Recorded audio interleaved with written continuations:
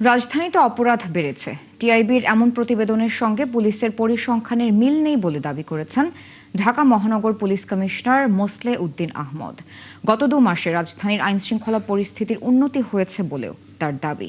দুপুরে শাহবাগ থানা পরিদর্শন শেষে সাংবাদিকদের সঙ্গে আলাপকালে তিনি এসব কথা বলেন। নাদিয়া শারমিনের আরেকটি রিপোর্ট। বৃহস্পতিবার দুপুরে শাহবাগ থানা পরিদর্শন করেন ডিএমপি কমিশনার। কথা বলেন পুলিশের বিভিন্ন পর্যায়ের সদস্যদের সঙ্গে। এরপর সাংবাদিকদের প্রশ্নের জবাবে তিনি জানান, ছিনতাই প্রতিরোধে পোশাকধারী পুলিশের পাশাপাশি ডিবি ও সিটিটিসি সদস্যদের 24 ঘন্টা মাঠে রাখা হয়েছে। ছিনতাই শূন্যের পর্যায়ে নিতে কাজ করছে পুলিশ। রিসেন্টলি এই 2 মাসের স্ট্যাটিস্টিক নিয়েছি।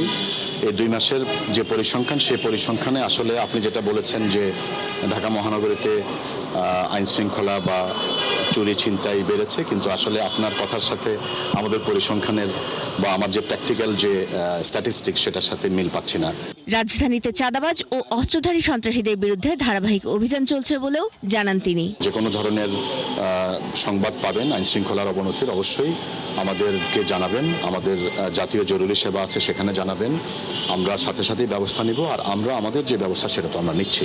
কাজের পরিবেশ ও মানসিক চাপের কারণে পুলিশের আত্মহত্যা প্রসঙ্গে এই কর্মকর্তা বলেন, পুলিশের ব্যক্তিগত ও পারিবারিক যে কোনো সমস্যা ঊর্ধ্বতন কর্মকর্তাদের জানাতে উৎসাহিত করা হচ্ছে। এবং সেই ক্ষেত্রে আমাদের ভিকটিম সাপোর্ট সেন্টারে আমাদের কাউন্সিলর আছে,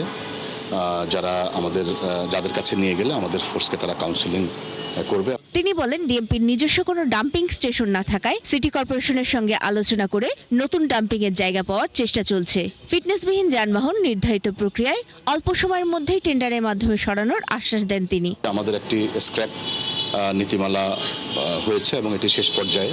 এছাড়া রাজধানীর থানাগুলোতে অফিসার্স ও ফোর্স ব্যারাক আধুনিকায়নে নজর দেওয়া হয়েছে বলেও জানান ডিএমপি কমিশনার। নাদিয়া শারমিন, 71, ঢাকা।